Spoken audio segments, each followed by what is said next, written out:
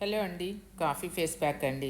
మీ చర్మంలో అదనంగా ఉండే నూనెని తొలగించటంలో కాఫీ ఫేస్ ప్యాక్ అనేది ఎంత బాగా పనిచేస్తుందంటే, కాఫీలో ఉండే యాంటీ బ్యాక్టీరియల్ లక్షణాలు మీకు మొటిమలు రాకుండా మొటిమల్ని కలిగించే బ్యాక్టీరియాను నాశనం చేస్తుందండి ఈ ప్యాక్ అనేది.